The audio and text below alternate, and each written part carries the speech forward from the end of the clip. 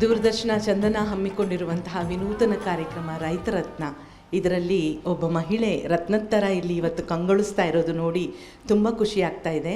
ಯಾಕಂದರೆ ಈ ಒಂದು ಕ್ಷೇತ್ರದಲ್ಲಿ, ಕೃಷಿ ಕ್ಷೇತ್ರದಲ್ಲಿ ಏನಾಗುತ್ತೆ, ಹಣದ ವ್ಯವಹಾರ ಇದೆಯಲ್ಲ ಮತ್ತು ಡಿಸಿಷನ್ ಮೇಕಿಂಗ್ ಇದೆಯಲ್ಲ, ಅದನ್ನು ಒಬ್ಬ ರೈತನೇ ಮಾಡೋದ್ರಿಂದ ಯಾವಾಗಲೂ ರೈತ ಮಹಿಳೆ ಪಕ್ಕದಲ್ಲೇ ಇರ್ತಾಳೆ ಅಷ್ಟೇ.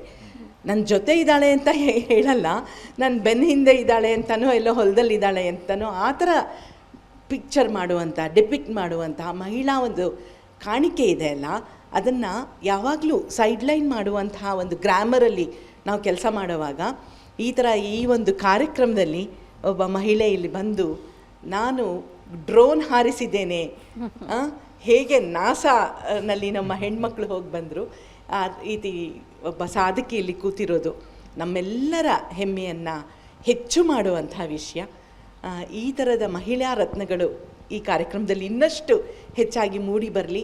ಮತ್ತು ಇನ್ನೊಂದು ಈ ಕಾರ್ಯಕ್ರಮ ಯಶಸ್ವಿ ಆದರೆ ಮತ್ತೆ ಎರಡನೇ ಆವೃತ್ತಿ ಶುರುವಾದಾಗ ನಮ್ಮ ಗೋಪಿನಾಥ್ ಆಗಲಿ, ಪ್ಯಾನಲ್ನಲ್ಲಿರುವಂಥ ಲಕ್ಷ್ಮೀಕಾರಂತ್ ಆಗಲಿ, ಅವರುಗಳು ಈ ಮತ್ತು ಇಲ್ಲಿರುವಂತಹ ಎಲ್ಲ ತಂಡ, ಕ್ಯಾಮ್ರಾ ಮತ್ತು ತಾಂತ್ರಿಕ ತಂಡ ಹಗಲು ರಾತ್ರಿ ಶ್ರಮಿಸಿದ್ದಾರೆ ಈ ಕಾರ್ಯಕ್ರಮ ಯಶಸ್ವಿ ಆಗೋದಕ್ಕೆ. ಮತ್ತು ಇಂತಹ ಜೂರಿಪ್ಪ, ಇಂಥ ಜೂರಿ ಇರೋವಾಗ ಇನ್ನು ಒಳ್ಳೆ ಒಬ್ಬ ಇವರು ಸೆಲೆಕ್ಟ್ ಆಗ್ತಾರೆ ಅನ್ನೋದರಲ್ಲಿ ಅನುಮಾನನೇ ಇಲ್ಲ. ನನ್ನ ಕರೆದು ಈ ಗೌರವವನ್ನು ನನಗೆ ಕೊಟ್ಟಿದ್ದಕ್ಕೆ ಎಲ್ಲರ ಪರವಾಗಿ ಇಡೀ ತಂಡಕ್ಕೆ ನನ್ನ ಕೃತಜ್ಞತೆಗಳು, ಧನ್ಯವಾದಗಳು.